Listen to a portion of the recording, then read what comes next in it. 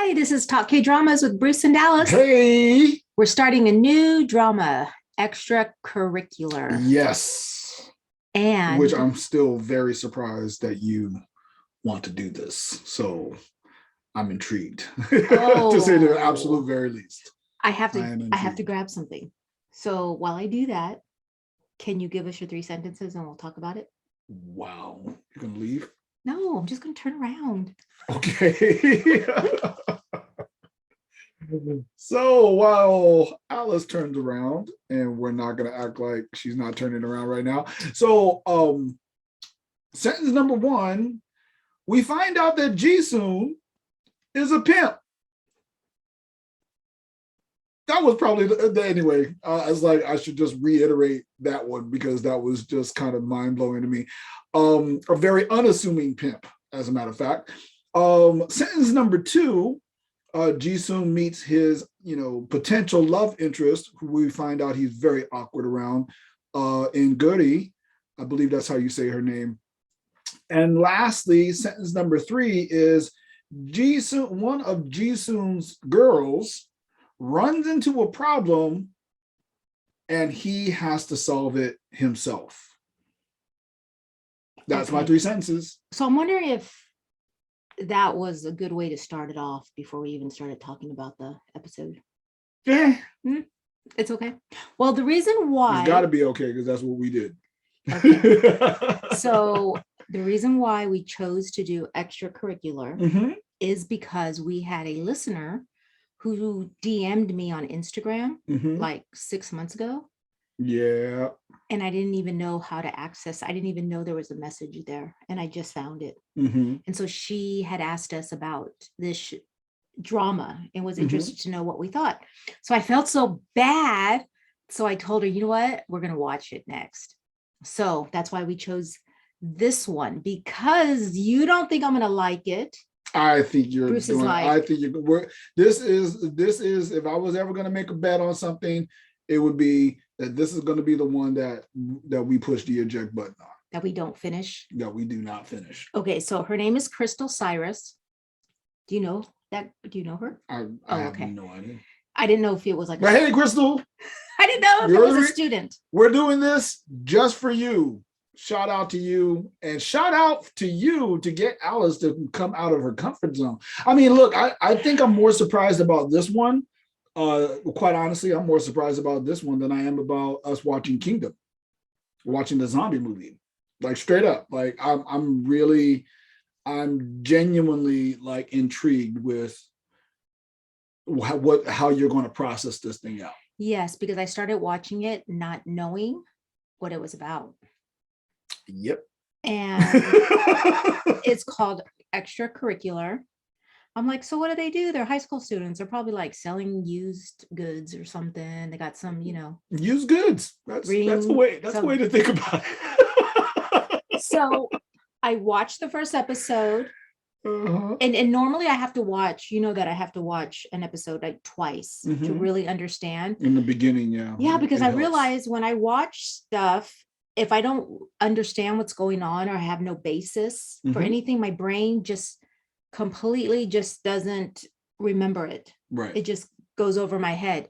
So I usually have to watch it again. So I go, oh, that's what that little clue was. Because, they give you clues. Right.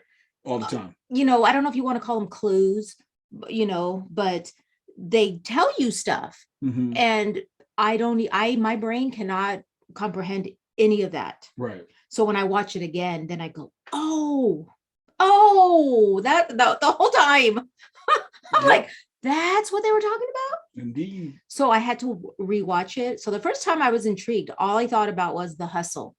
Like, this guy created this whole thing. Like, oh, the second time I watched it, I was kind of sick to my stomach. Oh yeah. Like I said, I'm surprised it didn't turn your stomach right from the beginning. Yeah, I didn't know what was going on. I'm like, oh, that's there's that part. I'm like, there's that part. Why is that girl tied up?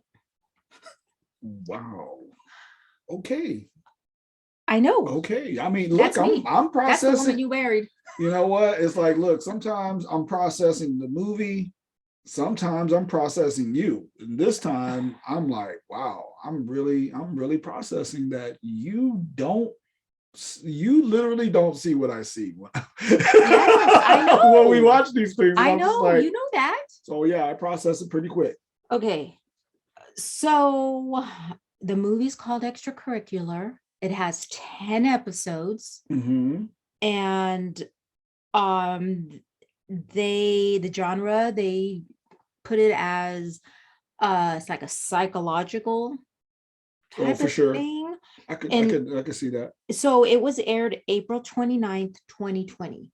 Okay. So we're coming on Almost two almost years away. almost two Yeah. years. Year and a half. Yeah. So I don't know if I've got any buzz about it. Did you Right. hear about it? Or No, I I don't know mean, if it was popular. I always look at the trailers, Yeah, which and so I was intrigued to say the least, but I that's it. never You wanted never, you to didn't think pursue it. anything I didn't. more. Well, the darker stuff, because it's like, look, in the trailer they have like sinister music or whatever, or it's like whatever they did. I was just kind of like, that's not gonna be a good one for us. Okay, so let me just finish off here. The director, Kim Jin Min. I Hmm. didn't notice anything that we would know. Okay. Screenwriter Jin Hansei. Hmm. We have four main roles, and I always go to my drama list, and that's where I Hmm. pull from. Yeah. But there's a lot of other, Yeah. characters that come into play. We got our main character, Kim Dong Yi. He plays Oh Jisoo. Hmm. So I just called him Sue. I don't know. Um, you might recognize them from Itaewon Class. We didn't watch it, but that was a We did not popular, watch but that. that was popular. So you might recognize him Hmm. from there. Okay. We have the other student that he kind of has a little attraction to, For sure. and she's played by Park Joo Hyun, and her character is Bae Gairi. So Yeah. what's interesting is when I go onto my drama list, the spelling is different than when we watch on Netflix. Yeah. I think they made it seem like there was a U. Gairi. It's like a Gairi. GURI or something. Well, yeah, kind of like GURI that or when you something put like them that. together. Yeah. Um, she did win or she was nominated or won like the new actress award for this show. Okay. So that'd be interesting to see her. The other player, which she was the girl with the short blonde wig Okay. in this episode, Jung Dae Bin. So Hmm. she plays Seo Min Hee. Okay.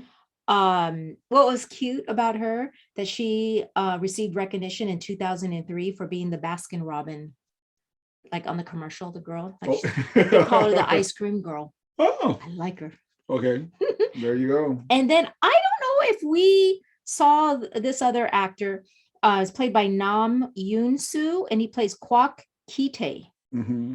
I don't know if we saw Oh, him. yeah, we saw him. What was he? He was Who the was he? bully.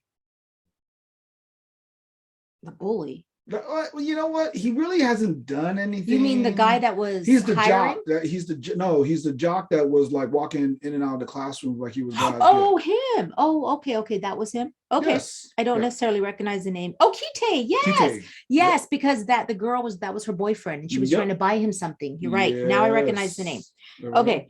And then we have the teacher, the counselor. He's not a main role. He wasn't listed as the main role. Mhm. And then we have the bodyguard Yes. guy and guy. Cheo. The only reason why I mentioned him is because I think he was in Faith. I think I Oh. read that. So that's one of our favorites with Lee Min Ho. Indeed. Or the Great Doctor. The Great Doctor. They or have two something like names that. for it. Yeah. Anyway, so that's just to give you an overview of the characters. 10 Mhm. episodes, came out 2020. Mhm. And you ready to move on?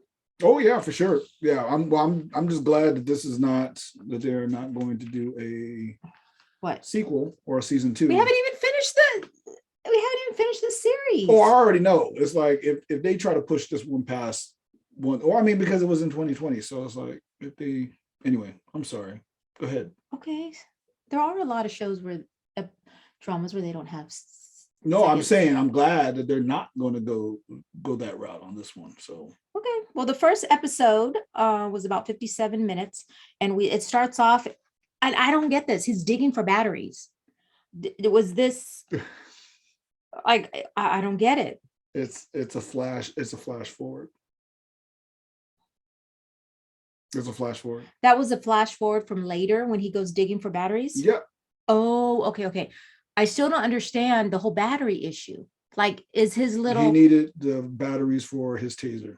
yeah, but it made it sound like it, like, why would you have to like, why would you have to film a whole scene of him looking for batteries? Is that thing old that there's no batteries? Can he not find batteries? Why does he have to go digging around in old batteries? Because the store didn't have batteries. The battery. So they just have like a battery, like you go It looked like a recycle.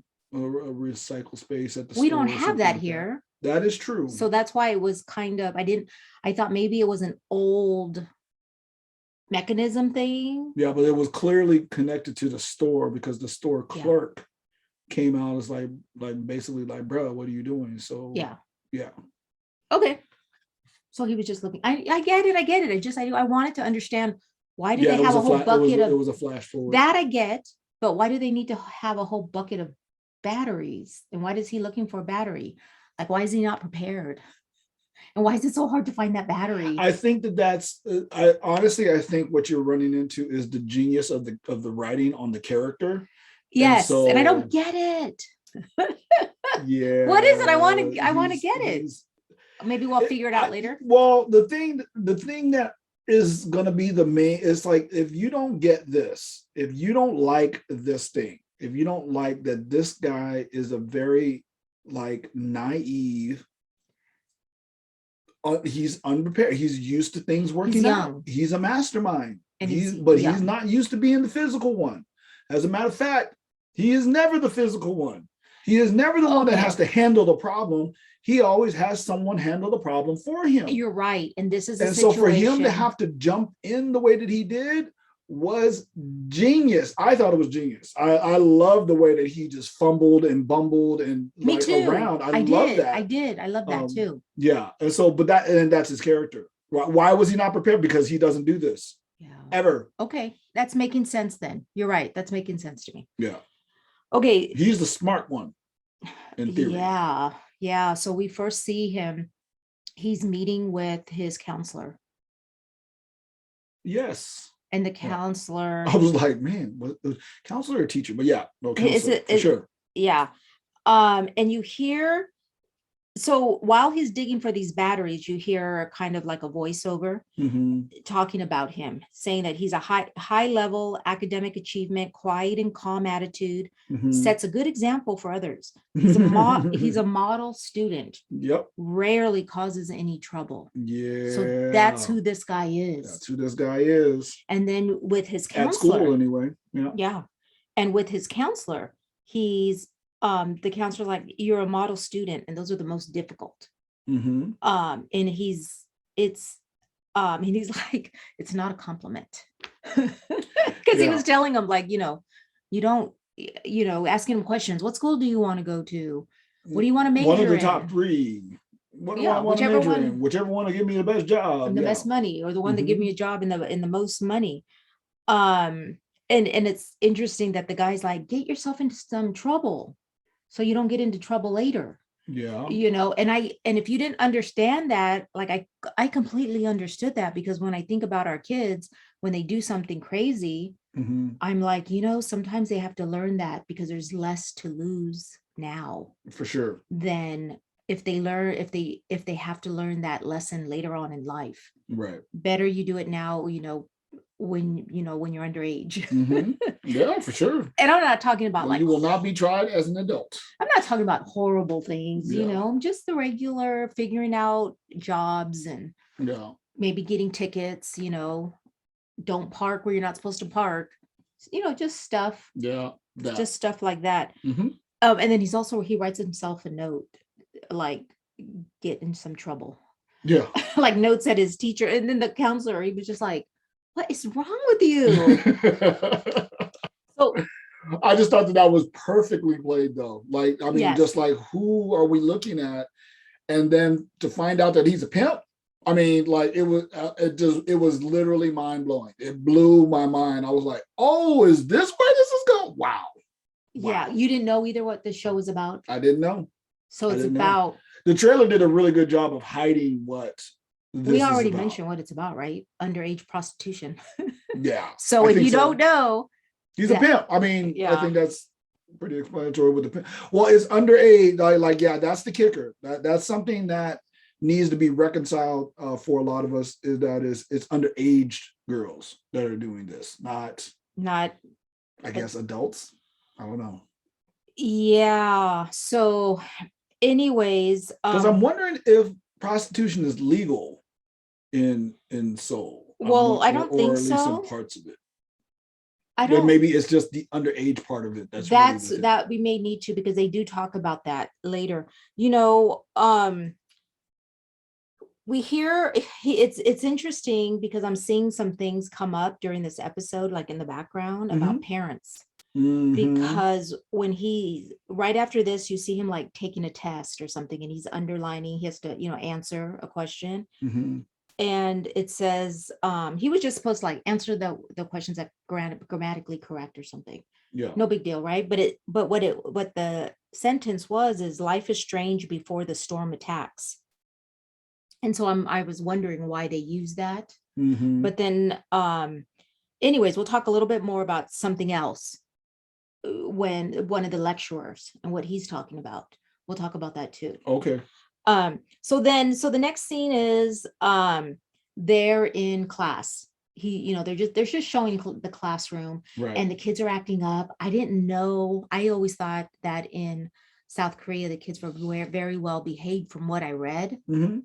Why are you laughing? No, I'm right there with you. Keep Okay. going. Just because of some things that I've read that they, like that would be something I would think you might see here in the United States. Mhm. So For I don't sure. know. I don't Yeah. know if that's just the drama or this certain school.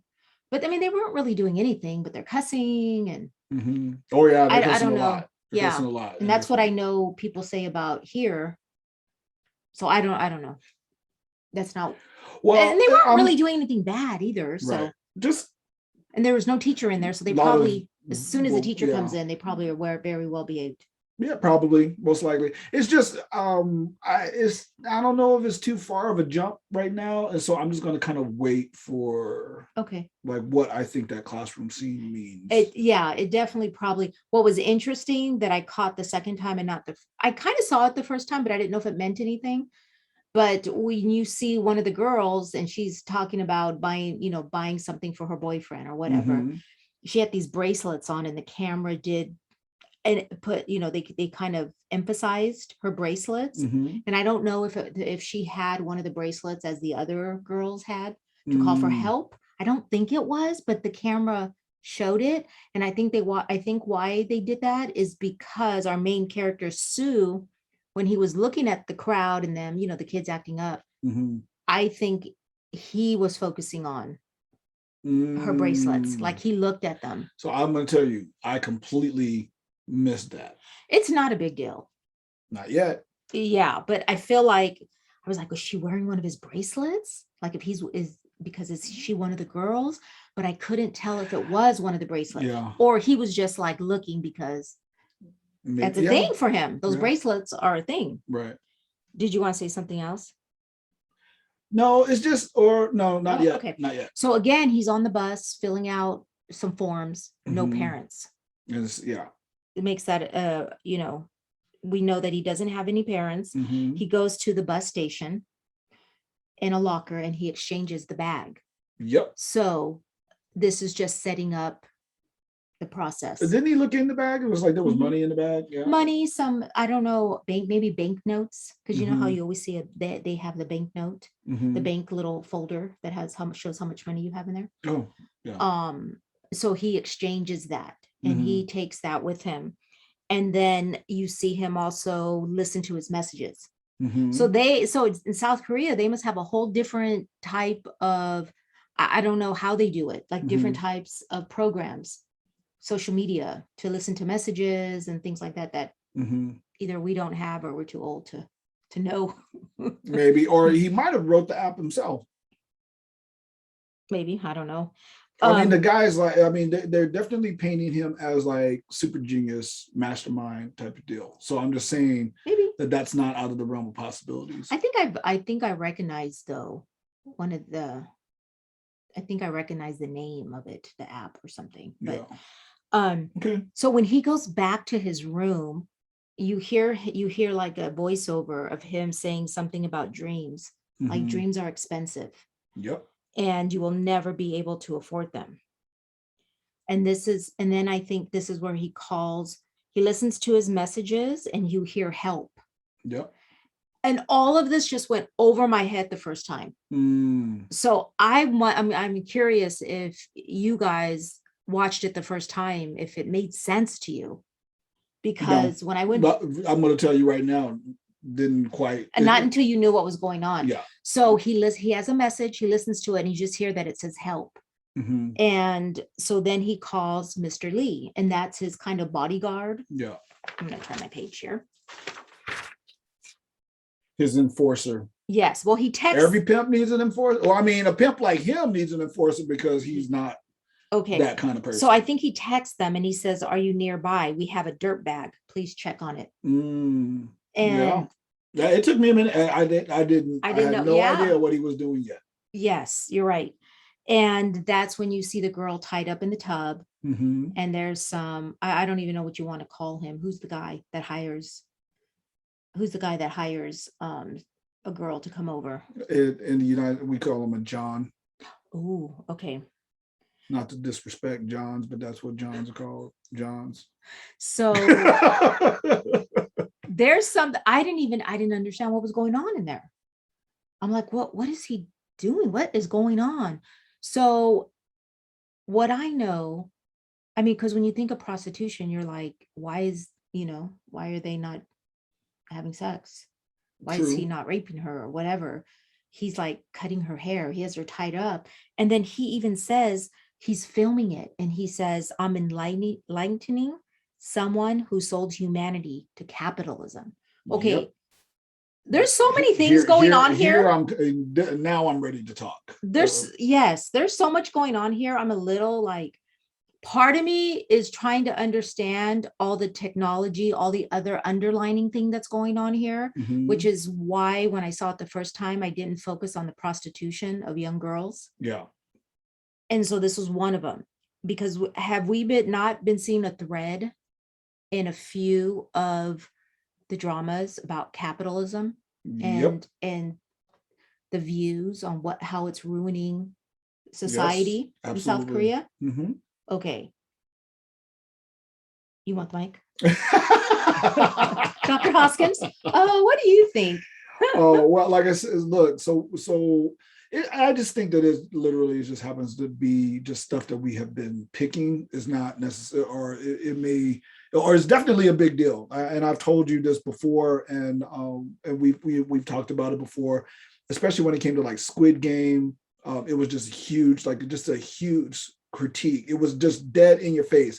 This shift in apparently this shift in Korean culture, where they are taking in all the capitalism of, let's just call it the Western world, for lack of a better phrase, because I don't want to, anyway, I'm just going to say it like that. They're taking in all the capitalism, and then there's elements of capitalism that are absolutely necessary, that is contrary to Korean culture, like to traditional Korean culture. And this is the battle that we keep on seeing. And so with the vast majority of Asian cultures, they're much more collectivistic, and like they don't just, it's not me first, it's us first. All of us, right? Yeah. It's all of us are more important than just you, right? And so, but capitalism is hell-bent, if you would, on individualism. It must be that, right? In some way, shape, or form, it must be that, because capitalism will tell you to chase your dreams even when your parents don't agree with you, right? But in traditional Korean culture, oh no, you're not supposed to go against what your parents would suggest. But like I said, in the United States, even though we're even a Christian culture, in some way, understood as a Christian culture, and in Christianity you're supposed to obey your parents, but capitalism override. I'm telling you, like, look, this is why I get paid the big bucks here, right? In regards to sociology and the social critique, is that even in the United States, even though we're supposed to be Christian, it actually, we could say, I could easily argue that capitalism is actually the driving force of the United States versus Christianity, right? Because, like I said, we are told to pursue our dreams regardless of what anyone else thinks of us, and that is contrary to what the Bible would say, or what the Bible says. And so, just putting all of that into the mix and just saying, right, this is a heavy critique on capitalism. And the reason why I think that they went all in on that classroom, like not all in on the classroom scene, but why you saw that really disruptive, very not like a Korean classroom that we've ever seen before, is because they're showing, like, this is the influence of capitalism. This is what capitalism is doing to our kids. And even the quiet, smart ones are bending to capitalism in this way. And even, it's like, they're rolling down this, and I was just fascinated right from the get-go to go like, wow, they're doing risky business. And like with Tom Cruise, if anybody wants to go back on that one, or if anybody remembers that, they're doing risky business in a space where capitalism isn't king. The thing that made risky business cool and sexy was because Tom Cruise was doing what a lot of people thought that they would do in the same situation, or like, it was cool because it was capitalist, it was sexy, it was right, it was all those things. It didn't contradict who we are as a nation. But this one is definitely, like I said, the capitalism and all those driving forces in capitalism. And look, I'm not saying capitalism is bad. Capitalism is what it is. It's just an economic system, just like socialism, communism, all those things are just economic systems.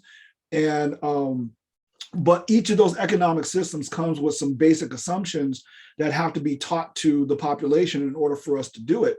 And so capitalism comes with a different set of, like I said, it comes with that individualism, while other spaces are more like communism and socialism are much more communal. They're much more empathic, meaning like you can care about other people in the socialist and the communist space. And in capitalism, you're not supposed to care about people.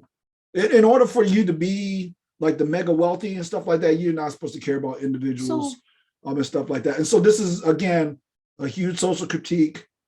And I'm just looking at all the elements. And so why I laughed earlier in regards to the classroom is because I just like saw it so clearly that they're juxtaposing these images that here's what you think capitalism is doing to your kid, but now look at this quiet dude who's the A student and it's screwing him over too.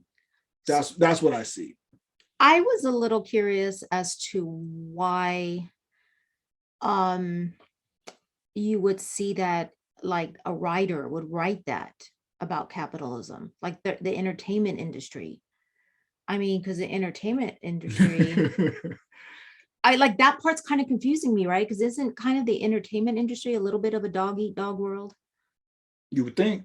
But yet they're like, now they're like the moral, we're supposed to follow them for morality. They're going to sell what people will buy. And in a place like South Korea, or any of these other spaces, there's certain things you can't sell. You can't sell the risky business pimp. I never saw that. Are you? Oh my goodness. Folks, she said that. I can't undo that there. But I'm just saying there's certain characters that just don't play well in different cultures, or you can create that character, but it means something completely different. So he was a gigolo? It's not a gigolo. Oh, he's a pimp. He was a pimp in risky business. Yeah, he was a pimp. Oh, he was. But I will call it a pimp. But they weren't. Some people may not call it quite a pimp. There weren't underage girls. There were not underage girls. So it's a little bit different. Yeah. So, but I mean, prostitution is still illegal Yes. in the vast majority of the United States. And so that's why it was a risky business. But Yes. yeah, when you So have consenting adults, I don't know if this thing, pops the way that it does. yeah. But, for this one, for sure, it's about underage prostitution. So we see how this plays out, because we have the girl tied up in the room, Mhm. and she's hitting her bracelet. Yeah. So that I don't know if it sends an email or something, but it sends an email to Mr. Lee to come for Mhm. help. Yes. And she's laughing, and I'm like, that's why I was like, what's going on? But she's laughing because she knows that Mr. Lee's about to come Yep. and get this guy. Like, Yep. just wait. Right. So what's interesting, okay, so Mr. Lee comes and he's communicating to Sue Mhm. about what are we charging this guy for damages? He cut her hair. Right. Yeah. The and so anyway, so Sue's in charge of telling him, like, this is what you got to do. And even to the point where she needs to get compensated, and he's like, well, you have two options here, A or B, and she Yeah. chooses B. Yeah, which is a beat down. Yeah, because To beat him down. Yeah. And he says something too, like, it may cost you, like, you're not gonna, right? Mhm. Something like she's like not that. gonna get everything back for that choice or something. Right. So Mr. Lee takes him to the bathroom, beats him up, and she gets like 2 million won or something like that for cutting the hair. She gets a little more, like that, or something like that. So that's interesting. That's just interesting, to say the least. like, he's in charge and he's in class, And he's giving in class, him the handling instructions. Yep. Handling his business. Yeah. Okay. So his risky business. Anyway. yes. So this is the part. So he's in class. There's an instructor, and we hear what the instructor he's giving a lecture. There's some poetry. Mhm. But what was interesting, he was talking about how the wind has raised him. He was talking about, this is what happens when there is a lack of parents. Yeah. So he says that. So there's and then that's it, right? There's a critique right there. Basically saying this, because they're setting something up, and yes. And unfortunately, that's so easy to miss. Yeah, I read like the next, like, you began Alice began the next episode on this one, on Extracurricular, and I already like, my brain just kind of made this really quick connection. And then I read the little thing on Netflix, the description on Netflix, and I'm like, what's going to happen? It's like, because the idea would be like they're doing a social critique, they're critiquing this kid for not having any parents. But I'm like, look, I'm going to tell you right now, you can have the perfect parents and still have, and that kid still wind up being deviant, doing something deviant. So let's see. Let's see how that unfolds, because I'm just like, but definitely we know they are talking about a lack of parents here. Yeah, for sure. And so, and we'll talk a little bit more about that, because they do show a little bit more. But we see a scene here where Mr. Lee is driving the girls around. Mm-hmm. He's driving them around, dropping them off, and then they come back and they pay him. Yep. Okay. And then we see a scene again with Sue, and he's at home. And again, he's talking about what he wants. He said, my dream is to graduate, go to college, get a job, have some kids, raise them, have a normal life. Mm-hmm. And he says, I need 90 million won for that. Yep. How much is that? 9 million? 900,000? Then we got to take out the zeros. Yeah, but then I get all confused because the commas are in the wrong place. 90,000? Something like you can't live off 90,000. Have a family. I think he's talking about just the college degree. Maybe. Because the college degree in the United States, that would be easily, you could pay 90,000 for all 4 well, he years says that degree. So I'm wondering if he's actually saving money for that, because he said I need 90 million won. Yeah. So is he saving for that? Because that's what he said he wants. That's his dream, just to be normal, have a normal and he doesn't have any, he doesn't have any parents, and so he's hustling. And see, and you know what, I'm going to jump, I guess I'm going to go ahead and jump into this, because what was our listener's name that started us on this? Cyrus. Crystal Cyrus. Crystal Cyrus. So Crystal, because she was asking you about, it's like there's this moral gray area about this, and it's like, look, there's a bigger question that's happening or all the way through this, and that is, we as a society, also in the United States, we are coming to grips with with sex work, that of sex as work. Of course, prostitution has existed for millennia. Ever. Maybe it's not called the world's oldest profession for nothing, right? And yet at the same time, the legality of these things, of the upliftment of strippers and things like that, especially in like hip hop and stuff like that, and in a lot of spaces where it's like sex work is becoming valid work. It's like we are grappling with that right now, of sex work being viewed as valid work. And if it's valid work and it's legal work, then once you normalize it, you'll take away the vast majority of the violence that happens around it, right? Because of the stigma of it. We're going to talk about that too. And everything that happens around it.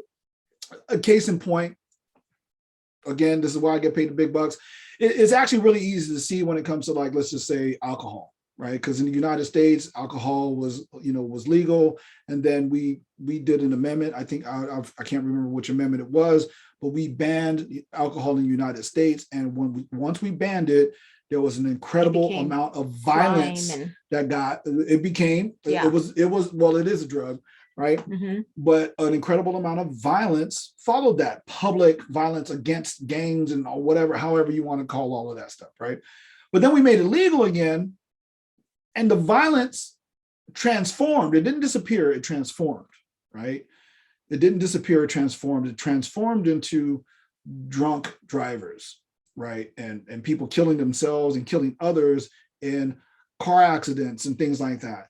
And getting, and shriveling up their liver with, cirrhosis of the liver, stuff like that, right? The violence is still happening, but it's much more, I'm going to, you feel the air quotes on this, is individualized, right? Which is a very capitalist thing, right?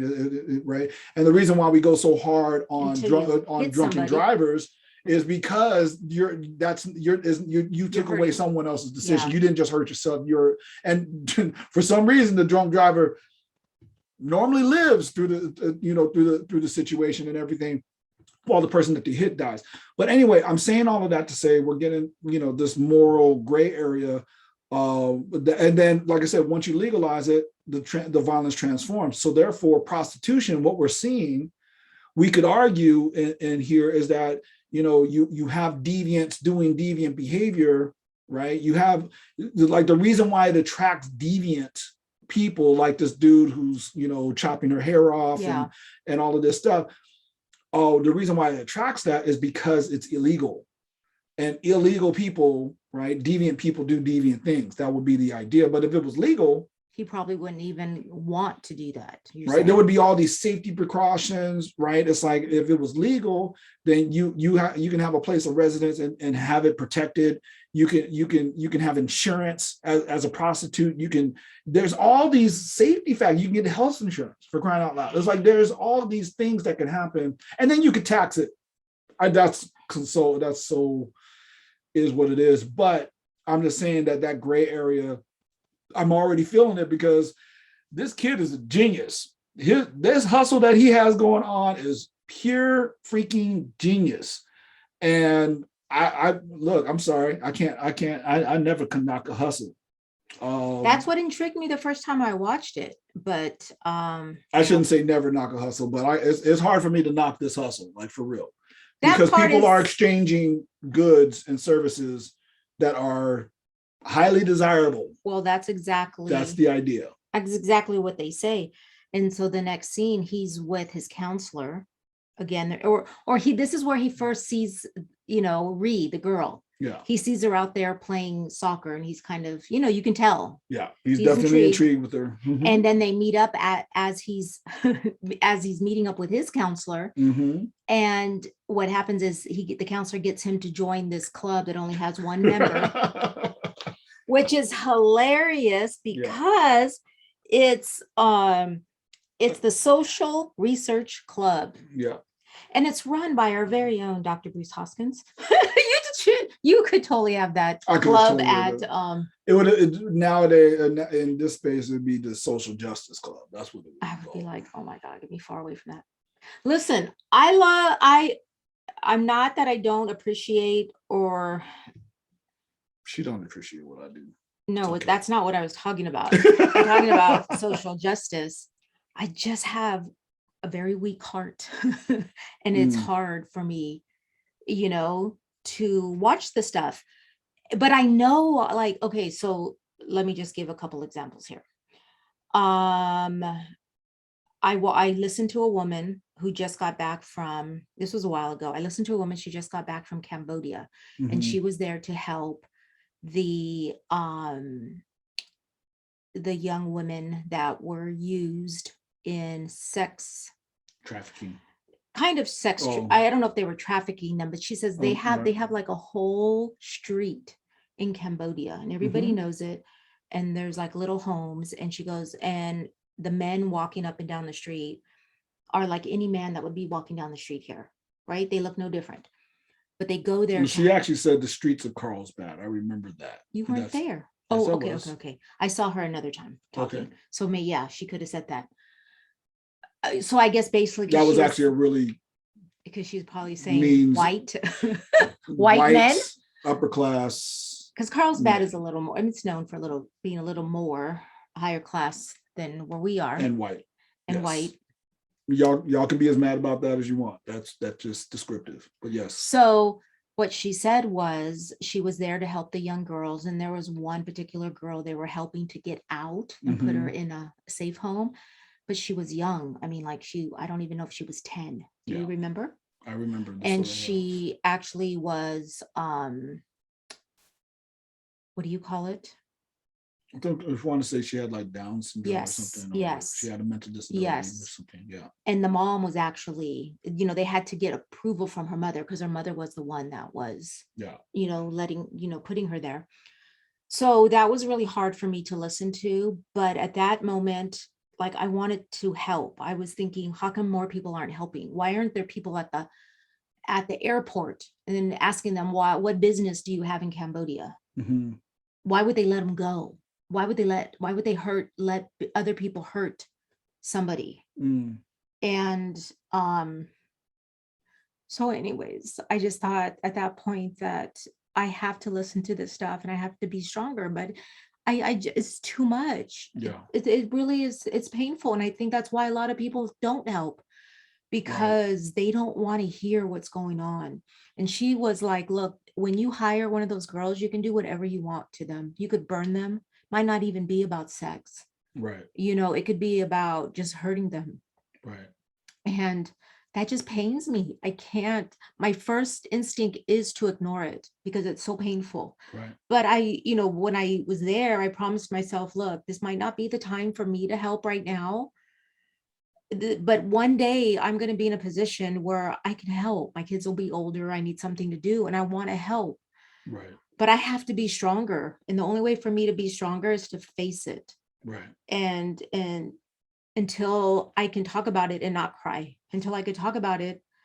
And I mean, it's kind of sad. I feel like I have to separate, myself from it. Right. And I think, well, that's kind of sad too, right? But I mean, there's certain,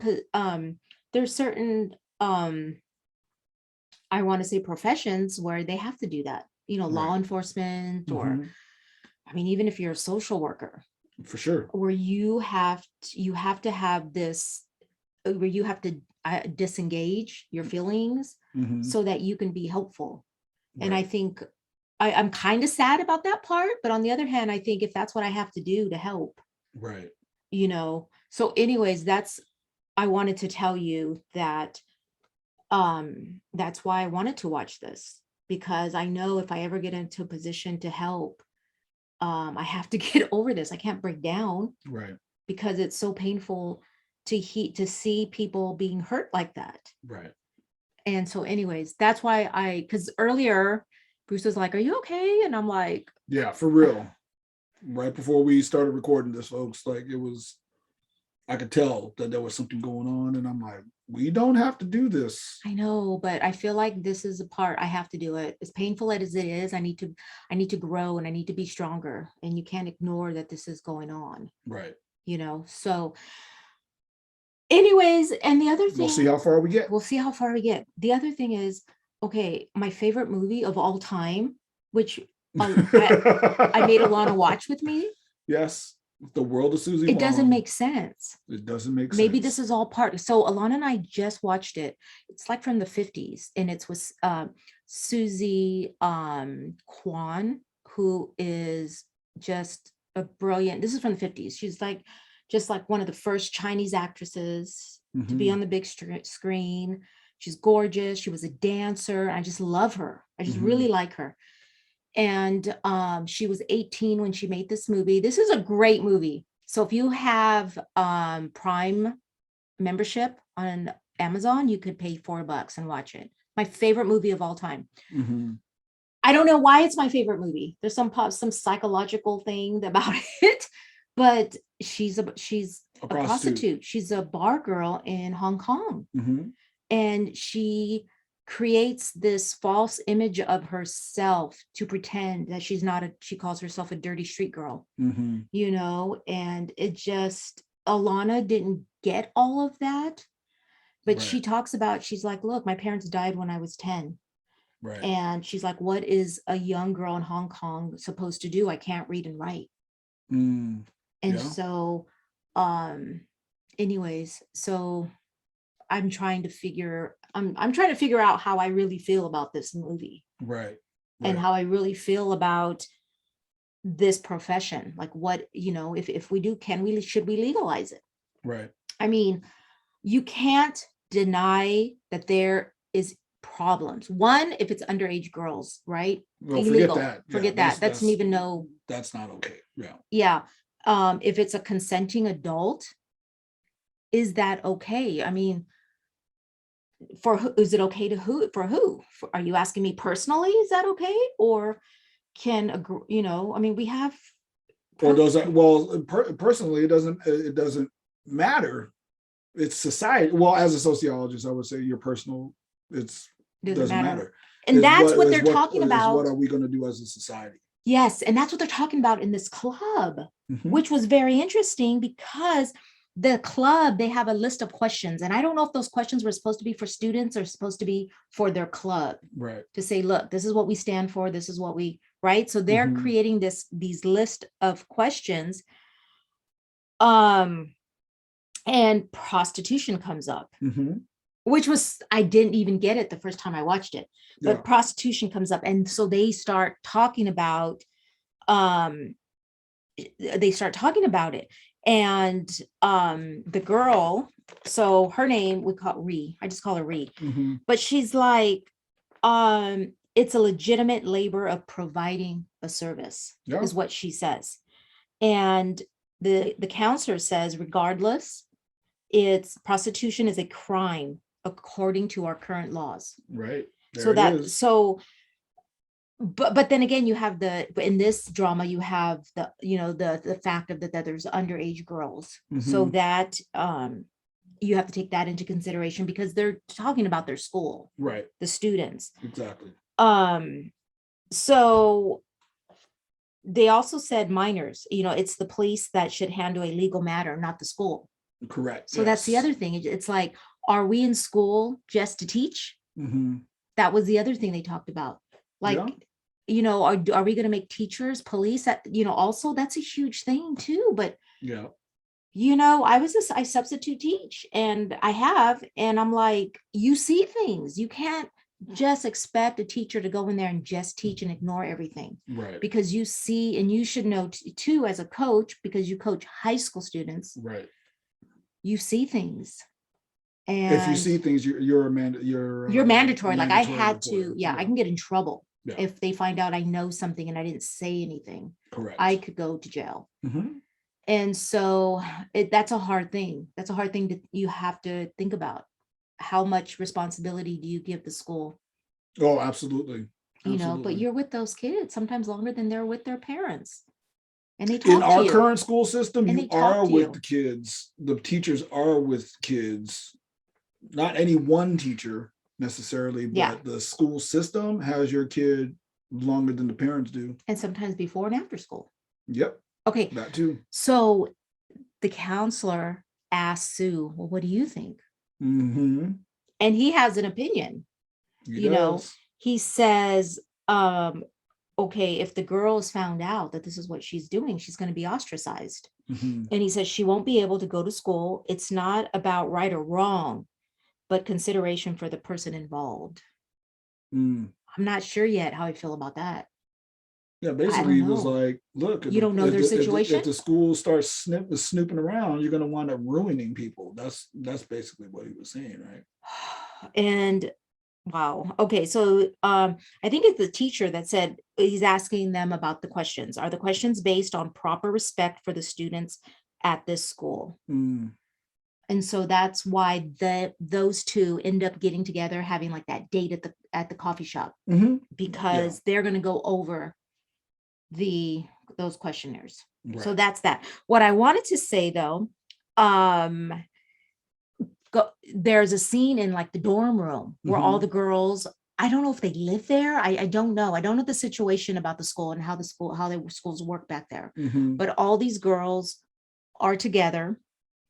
And the girl that had her hair cut, she comes in and, they all know that she had to get her hair cut. And she says, we need to add a number to the blacklist. Yeah. So she's talking about, we need to put this guy's number because we're not, so that we don't, right. Either they did something really bad, hurt him or something. We need to not go there. Right. It was interesting because she's like, I don't know if he had some fetish or something, but he cut my hair, so anyways, so do you have anything to say before we move on? No, we're good. Okay. I think we can go through the episode really quick. I know now we talked a lot because we hit all the big topics already. We really did. I mean, if you want to talk more about what happened, we had it was just interesting. He kind of shut down for the weekend. Yeah. So because he needed to do this school project. So he shuts down. The problem that we see is one of the girl wants to make money. Yep. So that's the huge issue, because what happens is she gets herself in trouble. Yep. She gets stuck with that same guy. But what happens now is it's a trap. He's trying to get Mr. Lee to come back because he has two guys waiting in his room. Right. They don't really want her. Right. It's a trap to get Mr. Lee to come so they can beat him up, because he's like, he can't just go around beating up people. It's not fair. And I'm like, it's not fair. Well, okay. Just a savage mental inconsistencies. That's how you know you're dealing with a psychopath. I was going to ask you that. Is that called a psychopath, a sociopath? Because I think he would be in the psychopath space. Because I watched another show. It's called You. I was watching part of it. And it's just, again, there's these shows where people, like, they're confused. They have the meaning of like love, the meaning of being helpful, and they're confused on what it really means. Because this show on You, he kills people because he thinks he's protecting the girl he likes. Oh. Almost like a Dexter type of thing. Okay. Where you're doing criminal activity thinking you're helping, but you're actually not. Okay. You got it twisted. You got the definition of love a little twisted. Okay. So I think, as a sociologist, we would say that you were socialized into a... If it makes you feel better. I do. It does make me feel better to say that people are so, I get sociopaths. I would even argue as a sociologist that being a sociopath is a learned, like, you have to learn how to not care. Some people may very well be born with the predisposition to not care, but I think a lot more people learn to not care. Learn how to be sociopaths. But remember, being a sociopath was all negative. I mean, well, our society has a lot of good use, if you would, for sociopaths. Um, I've talked about that in another space where it's like research will say that this, or that this demonstrates that like most of like CEOs and stuff like that, a lot of people are sociopaths. Like a lot of people do not connect emotionally to people, and So maybe that's how people make sociopath is just hard decisions. sociopath. Yes, sociopath is just not having like empathy or I mean, I don't want to go into somebody else's stuff because that's in the that's the psychology world. And so I don't want to go in okay, and but just start a knocking plain over the furniture definition, and stuff like that. But just a plain definition. well, I mean, Nope. we can Google it, but I don't know what I don't know the definition off the top Okay. of my head. But it's basically a person. If I was to just give you my quick thing is a person who lacks empathy, overall empathy for. But I think you're right, people. because I used to always say, doctors have to be a little bit crazy like surgeons, because who would enjoy just cutting somebody up? Okay. I don't know. You should have saw how you looked in the camera too. It was the way who would just cut somebody. But they're doing it for good, right? But they're like, get over. Give me a rib. Anyway, that's Okay. So look, I have like, but being socialized, like I said. listen, I have like 2 pages of notes, but the battery on our computer is about to go out. So let's talk about anything that we need to talk about else on this episode. Oh, hold on. Let's just plug it in. Okay. So where are we? So you got 2 pages of notes, and we need to go through this kind of quickly. Okay. So it's cute. This guy, he doesn't even know how to go out with somebody, because he has to look up, what do you buy at a coffee shop? How much money do you spend on a date? Mhm. Which is, I mean, that's not the worst thing. It's just, it's kind of cute, Yeah. right? It's not bad. There's nothing But he wrong with doesn't. that. I mean, to me, this is this. That's normal. It But seems it does really. show It adds character. It adds that development. he doesn't to his go character. out. He doesn't go out. He doesn't know when he's there with her. She asks him questions. She Mhm. learns about his parents, that they left him, a year and a half ago. He's been on his own. She says, that's commendable, that, Yeah. and he starts to cry. He kind of cries Yeah. about it a little bit, because probably didn't realize, like, look, you're doing something that most people aren't doing at your Right. age. Mhm. And so I don't know what he's thinking of himself, Right. but that hit him. It sure did. And so this is where we find out that the other girl needs help. She went off on her own. She went off on her She went own. rogue. She meets with the guy on the blacklist. Yes. Has been blacklisted, who's cut people's hair, and things yeah. went south real Yeah. quick. So he has to make a decision. And they gave him some heart, right? Yeah. The person that wrote this is making you want to like the pimp. For sure. For sure. Who likes a pimp? I mean, have we ever watched another show where you actually are rooting for the pimp? Oh yeah. There's plenty. There's plenty. Well, I've watched different movies, and in the United States, there's this whole genre of movies, if you would, called blaxploitation, meaning that it's they're almost older like ones. a flipping of They're older ones, of a though, lot right? of things that, let's just say, a white supremacist society portrays Black people in a certain way, Mhm. very negative, very criminal, very deviant. But a lot of these blaxploitation movies took those very same characters, the pimp, the Yeah. thug, the whoever, right? Took those very same characters and I don't want to say flipped it. They didn't make them into good people necessarily, but they gave them agency. Mm. They gave them rationale. They gave them, even some emotion. Okay, right? but they And did that so- on purpose. Have Yeah. we watched are there any movies out there where you you're actually rooting for the pimp. Yeah. Probably not. Not anything we watch, I know, I'm trying to think. Yeah. but we don't want to watch a whole bunch of movies with pimps in them. So Yeah. Maybe there's some out there, but yeah. okay. A pimp named Slickback. But all you have to do, like, That was really funny if you watched the Boondocks. But anyway. That may be, No, I and you know didn't. what? That's another blacksmith. Yeah, the So Buddha. I totally But anyway, understand what you're saying about how they took these images yeah. and like gave them power, but I just meant like, But you know, I tell you what, you're trying to like this dude because you're thinking I'm not that, trying to like them. I'm just saying I can see what they're doing. yeah. The same thing like they did with Dexter. Like, how do you Mhm. like a serial killer? The other thing, well, also too, remember, he doesn't have any parents and he does need to do something to survive. Right. And I've noticed I've been watching a lot of movies like this where good people make a mistake, good people do something, Mhm.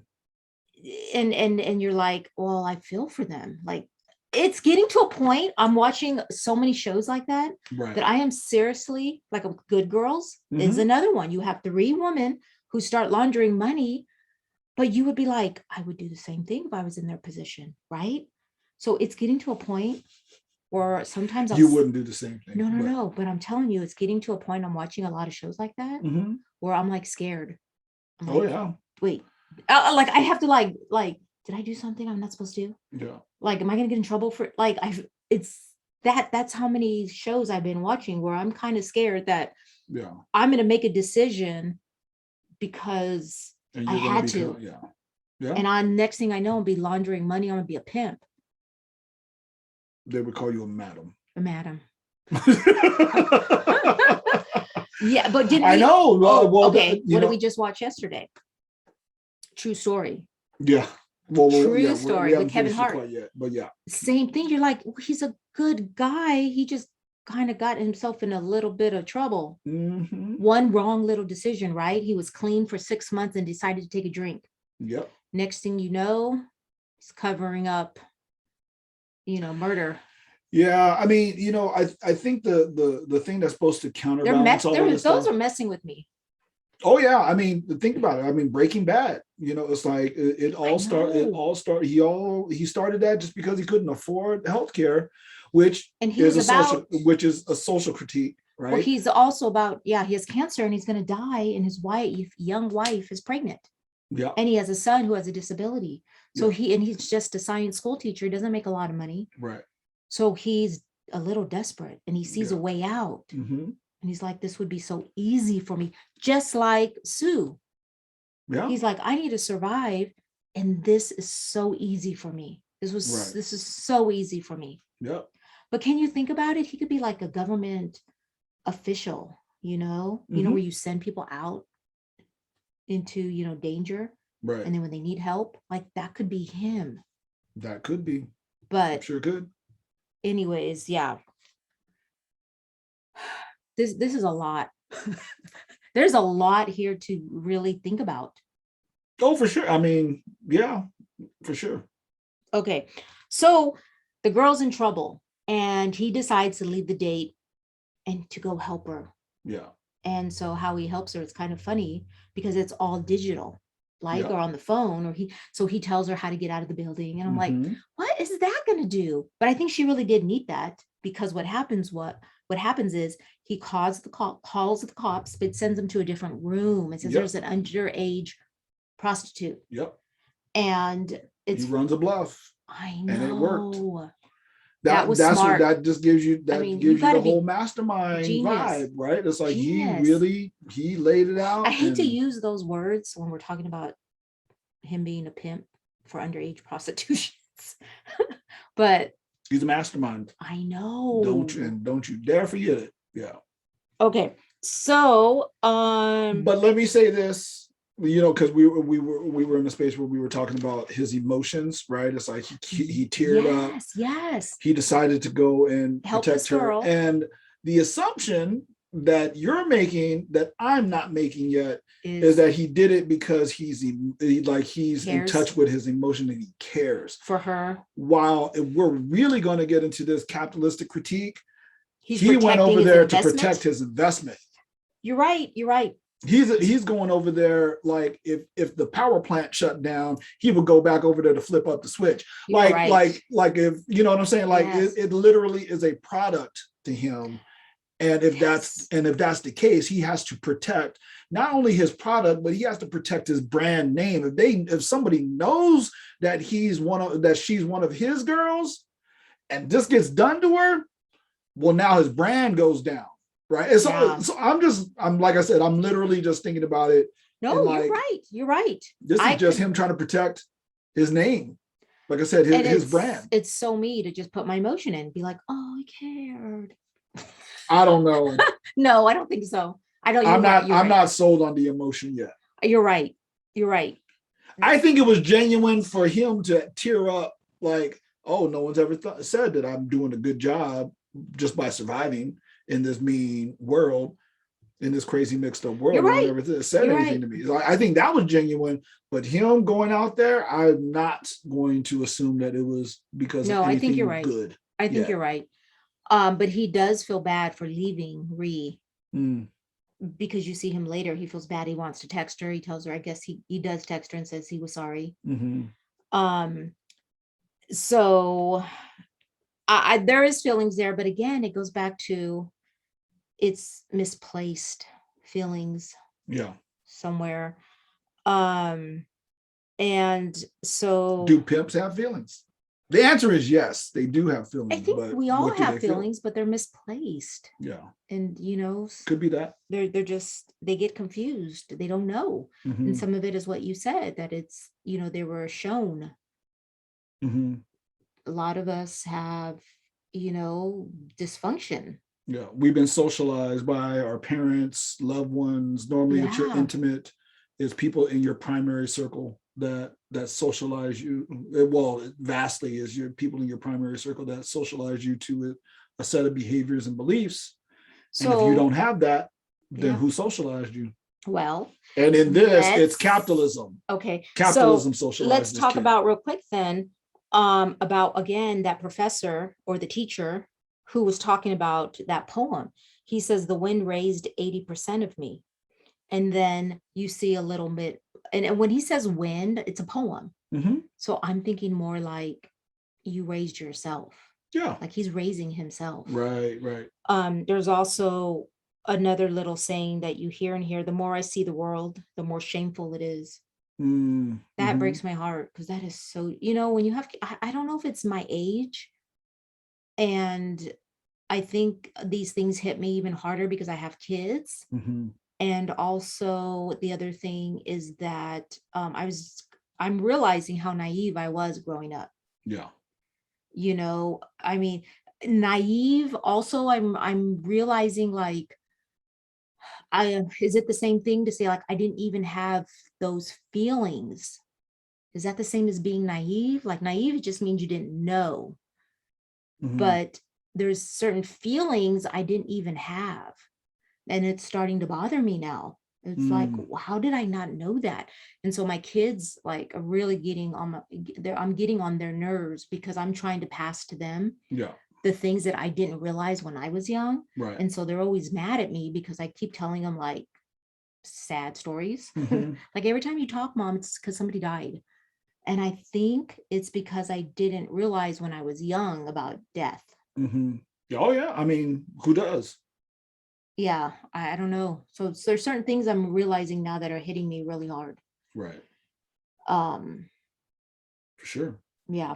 Anyways, the other thing that was almost the end of our episode here. We see Mr. Lee. He sees that pervert guy at the cyber cafe. He was about to release the video of the girl tied up to the school, like, media feed, social media feed. Yep. And luckily he didn't, because Mr. Lee was there. Right. And they take off running. But we'll see what happens with that. And also too, I mean, we call this guy I don't even know what we call him. I called him a pervert, but remember, he was filming it. He actually was filming, probably, to do this. Is he the one that's going to blow the whistle? Or he thinks he's doing, because remember what he said, something about in the beginning when he recorded himself, he was talking about how you gave up humanity for what is it? For capitalism? Yeah, something like that. So was that his plan all along, is to film these girls and then put it on the high school feed to show them? I don't know. We'll see. Love, how much do you expect them to give you on episode 1? Well, they gave a lot of stuff. Yeah. I mean, they I really mean, they did. gave too much. Well, they didn't give too much, but you gotta. There's 9 more episodes, Okay. so we'll see what happens. So the other thing is, okay, remember in the beginning, all those girls, remember the one girl, Minhee, she's the one that ends up with the blonde hair stuff in Yeah. the room. She Mhm. wants to buy her boyfriend something. Mhm. Well, it turns out that the thing she wants to buy, I think it's a phone cover. Mhm. Ree is selling it. Oh, Do you remember that when she's on the bus? Ree gets the message, are you Yeah. still selling yes. that item? And she's like, I don't remember which one. They sent the picture. Yeah. And she says, yeah, I'm selling it for 400,000 won. I'm wondering, so all of these people have a little connection. Yeah. And then, so this is the other thing. So right at the end of the episode, Ree walks into the school early in the morning and Sue's asleep, right? Mhm. With all doing his homework. But this is the second time that Ree sees that he has a second phone. Yep. And it's ringing. Yep. I don't know what that means, but there's something. Like, does she know something? Mhm. Because she looks at that second phone like she's probably thinking he has something going on. Well, in hip hop, is called a trap phone. Oh, what does that mean? You got something on the side? You got some Got side- extracurricular. You got some extracurricular yeah. activity going on. There you go. Well, Who has 2 phones? it's usually a work phone. It's a work phone. It's See, extracurricular. this is where I hope they clear this up in the writing, because I'm like, what pimp goes walking around showing his second phone? He didn't really show it. She saw it in his bag. But it's still in pretty much an open space. How easy would it have been to just put the daggone phone in the bag? Doesn't have to be out in the space where people. Okay, listen. It wasn't in his bag. It was in the side pocket of his bag. Okay, so but listen. The first time she saw his second phone must have been his real phone, because remember he got on the phone and that was the cry for help. That had to have been his work phone, right? Mhm. So he was on his work phone when he walked out to try to call Mr. Lee or whatever, Mhm. and she saw his phone. So that was his real phone. Mhm. So that's normal. The second time at school, he had a phone on his desk, and so your point is valid for the second time. For the second time she saw the phone. Okay. Should have been a detective. Yeah. This is Talk K-Dramas with Bruce Dallas. Thank you for listening. Like us and go over to our Instagram if you haven't, Talk K-Dramas, and subscribe. You could see us on YouTube as well. Indeed. Bye.